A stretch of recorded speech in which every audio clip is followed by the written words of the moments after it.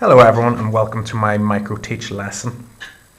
The subject of this lesson is going to be about the structure of the heart. Hopefully all of you had a chance to print out this wee image, okay? And all I want you to do as I talk you through everything is just to label all the individual structures that I mentioned. I'm going to be colouring in some of the parts as I go along, okay, to make it a bit more vivid.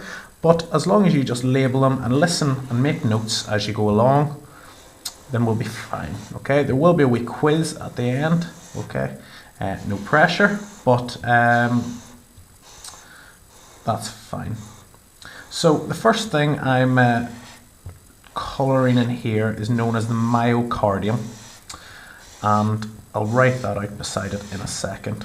Okay, myo stands for muscle, and cardium obviously of the heart. Okay, so it's the muscle layer that's surrounding the heart. The muscle in the heart is involuntary, which means that it will beat regardless of control from the brain, okay? So we cannot actually voluntarily control the beating of the heart. So we have the myocardium.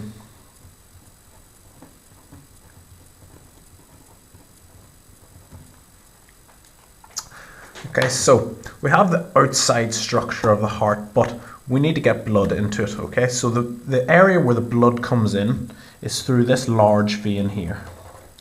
And this vein is known as the vena cava. And all other veins in the body which carry blood back towards the heart will feed into the vena cava.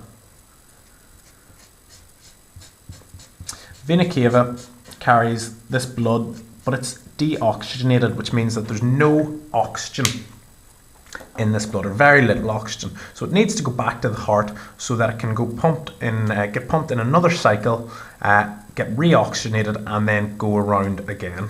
Okay.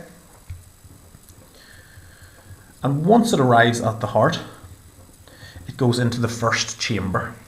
So I'm sure you've probably heard about the chambers of the heart. There's 4 chambers, and the first one is known as the right atrium.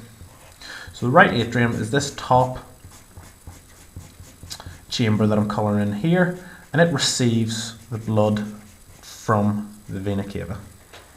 So once it's been received, it goes through, and in a beat it gets forced through this small wee valve here. Okay, so I should label right atrium. So there's a small valve here that separates the right atrium from the right ventricle. Okay, so the right ventricle receives blood in a pump from the right atrium. And again, this blood has been near the lungs or anything, it is all still deoxygenated, and that's why it's represented by the blue. Okay, so in physiology, generally, we represent oxygenated blood with red and deoxygenated blood by blue. So it comes in through the vena cava into the right atrium, gets forced through this valve which is known as the tricuspid valve into the right ventricle, and from there it gets pushed out again through another valve which is known as the pulmonary valve into this new artery, and this artery is known as the pulmonary artery. And the pulmonary artery leads to the lungs, okay? And this is where the blood will get oxygenated. So oxygen will be diffused across the lung membrane into the blood vessel, okay? Again, blue, because at this point it has yet to be oxygenated. Okay, so here we have the pulmonary artery.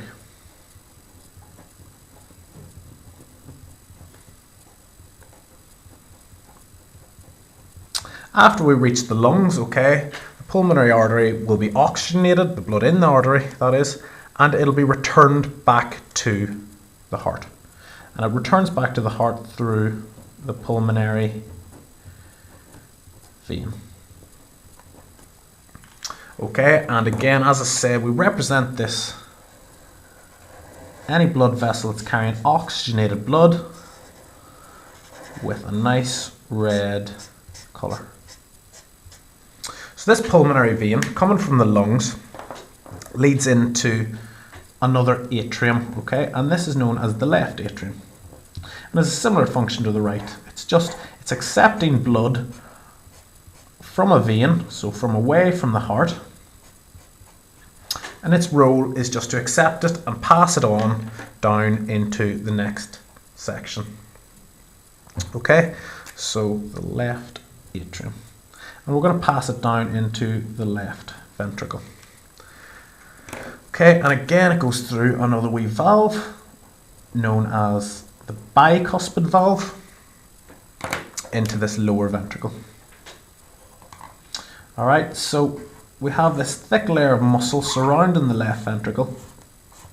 Here, the thick layer of myocardium, so that it can pump the blood this far distance from the ventricle. Okay, so the left ventricle is the one that feeds the rest of the body, so it needs this very thick layer of myocardium to contract very forcefully and force the blood out of the heart all around the body. And it goes all around the body through the aorta. And you've probably heard of the aorta. It's the largest artery found in the body.